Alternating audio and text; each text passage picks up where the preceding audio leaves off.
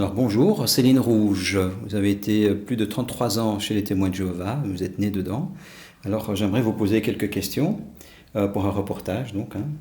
Pouvez-vous nous expliquer brièvement votre histoire?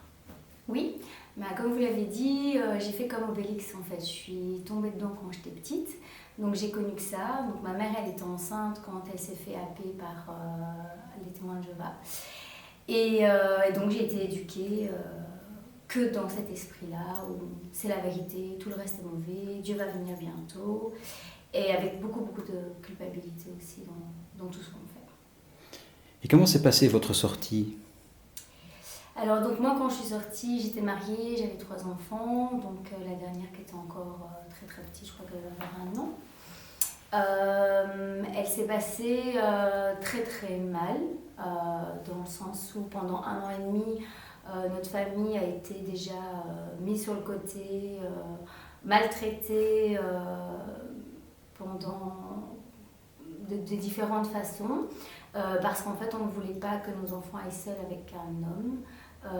Où c'était dans un contexte où il y avait déjà beaucoup de problèmes de pédophilie. Donc moi, j'ai écouté mon cœur de maman, mon instinct, et ça n'a pas été accepté par le mouvement. Et donc mon mari a été aussi fort maltraité, traité d'apostat, on n'était plus invités. Donc ça a commencé comme ça, et puis après, petit à petit, en partant, on s'est rendu compte qu'on a tous nos amis, ma famille m'ont tourné le dos, et on n'avait plus de travail, on avait perdu un travail, on était en dépression, on a perdu la voiture, on avait perdu même l'école, ça n'allait plus. Donc vraiment, c'était armagedonesque ma sortie. Et quel a été le moment le plus difficile à vivre lors de votre sortie? Euh, je dirais, il y a eu beaucoup, beaucoup, beaucoup de moments difficiles, mais je pense que le plus difficile pour moi, je dirais qu'il y en a eu 2 grands quand même. Le premier, c'est ma mère qui m'a appelée en me disant voilà, j'ai lu dans la publication, et voilà, parce que tu n'es plus témoin de Jéhovah, tu n'es plus ma fille. Voilà, bon, je crois que c'est vraiment le plus difficile. Et puis l'autre, c'est quand j'ai vu que mon mari avait des idées suicidaires et que je ne savais pas s'il serait encore là dans les mois qui viendraient. Et qu'est-ce qui vous a manqué pour vous aider à vous reconstruire? Ce qui m'a manqué, je dirais tout, parce que pour moi, quand on est sorti, on n'avait plus rien. On n'avait même plus de nourriture, on n'avait plus d'argent, on n'avait plus d'amis, plus de famille.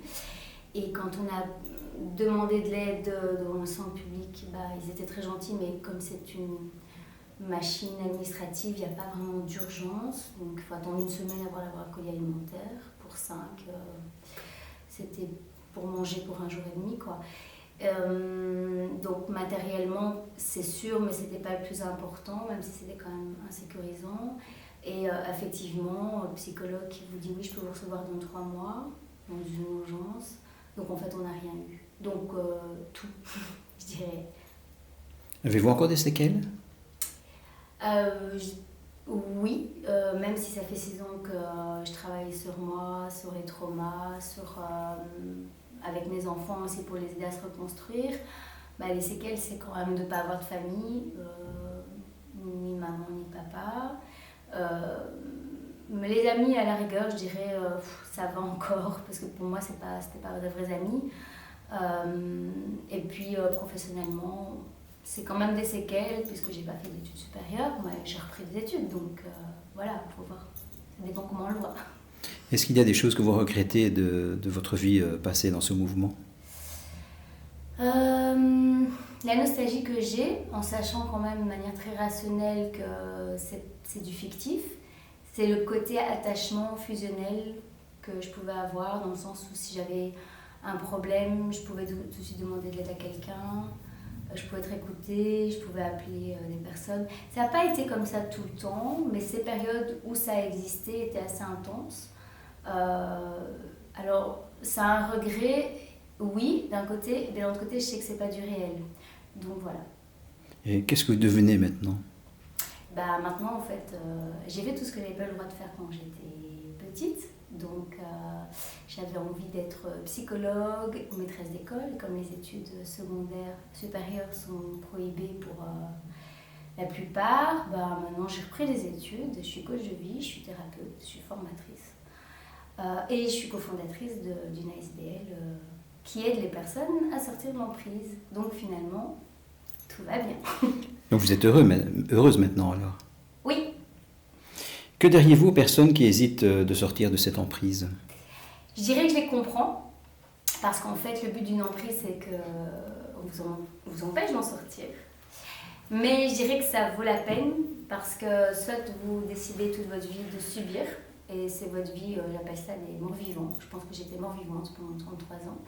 Soit vous décidez de prendre votre vie en main et de vivre, et là, il y a des associations comme la nôtre et d'autres qui peuvent vous donner des conseils pour sortir avec le moins de pertes possible, en sachant qu'il y en aura toujours, et en relativisant que les pertes que vous aurez sont peut-être des choses qui sont fictives finalement.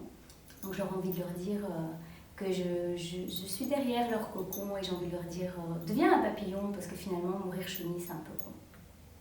Merci beaucoup pour le témoignage.